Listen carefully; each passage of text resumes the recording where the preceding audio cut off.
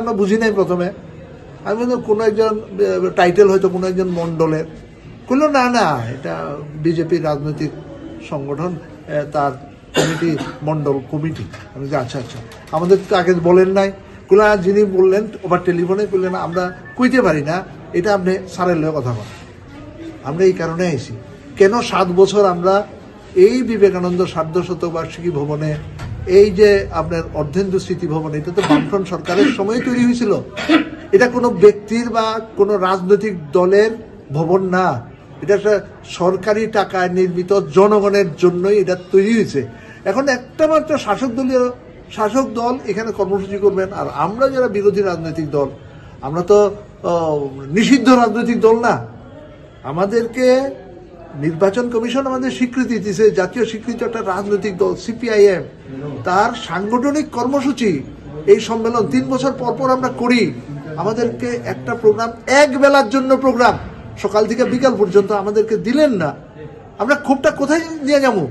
রাস্তায় যাইতে হইব, আপনাদের সাহায্য লাগবো, মানুষকে যুক্ত করব, আমরা লড়াই করব। জনগণের জন্য এই লড়াই আমাদের থাকবে না।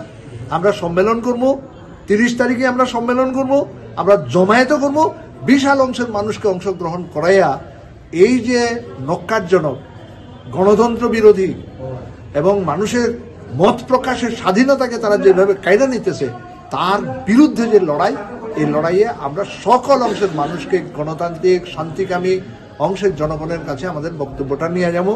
আমরা মাননীয় chief executive officer Dharmanagar municipal কাউন্সিলের কাছে আমরা এই আবেদনটাই রাখছি, আমাদেরকে যদি 30শে ডিসেম্বর সম্মেলন করবার ক্ষেত্রে আপনাদের যদি প্রি এনগেজমেন্ট থাকে, প্রি বুক থাকে, 31 ডিসেম্বর আমাদেরকে দেন।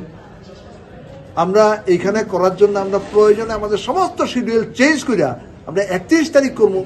আর যদি এটাও না পারেন, আগামী 1 বছরে কোন দিন আমরা করতে পারবো রাজনৈতিক কর্মসূচি বিবেকানন্দ সার্ধশতবার্ষিকী ভবনে, সেই দিনটা আমাদেরকে জানান।